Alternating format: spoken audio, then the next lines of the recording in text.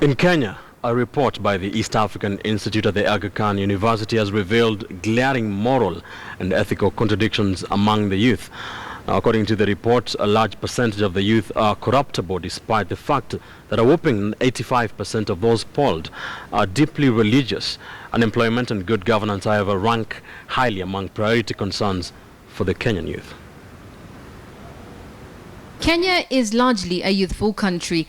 The median age is estimated at 19 years, and about 80% of Kenya's population is below 35 years.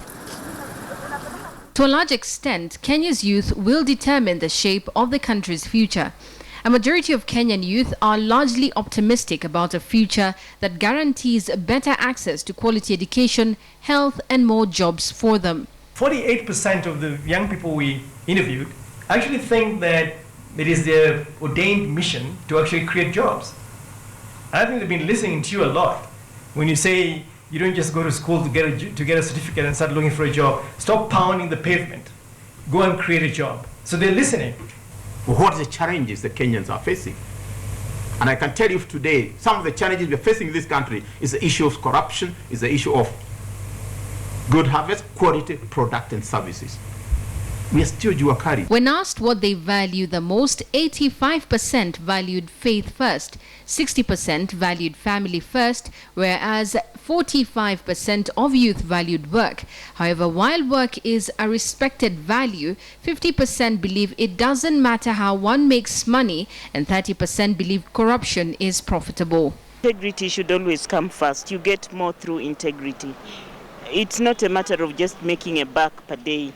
There should be more to you than that. If you've read, there's something that Steve Jobs said. He says that he worked all his life making money, but at the end of the day, what do you have to say for it? It's true, most of the people, most of the youth, they are considered not honest and stuff, but it's because we are not given the right channel. If you are like employed, trust me, you'll have to be, because you want to keep that job, so you'll have to be honest. Youth should strive to use honest ways to get money, because at the end of the day, you cannot, two wrongs don't make a right. Unemployment was by far the top concern at 63%, while other concerns were lack of access to capital at 11%, and 9% of youth want the government to address investment opportunities. While a majority of Kenyan youth would like to go into business, only 26% wish to pursue white-collar jobs such as engineering, law and medicine, while 11% of Kenya's youth wish to farm. Issue, it's quite evident that most of the youth are employed, not only the youth, but even the graduates, you see. So the government should take up the challenge, because the youth their voice has been heard. So the government, instead of politicking over each and every issue, they should strive. The matters they discuss in parliament, they should discuss issues dealing with the youth. I did tourism. I finished in 2013. I graduated actually. I've done my attachments in Mombasa, in Masai Mara, everywhere. But you get is a contract of 6 months. You get. So when it comes to the employment sector now, when you apply for the job, it's very hard to get what I studied. So even right now, I'm from work. I'm doing marketing as a career right now, and I didn't even study marketing in school. Employment is also good. We should encourage people to be self-employed.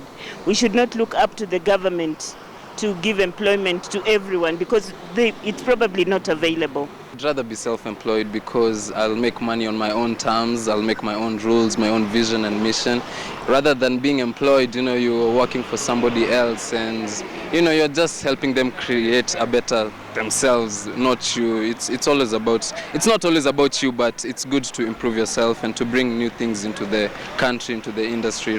With Kenya's youth entrepreneur spirit well intact, a whopping 90% believe it is important to vote, while 70% would want to make a difference with the power they have, and a strong 40% believe it is vital to pay taxes.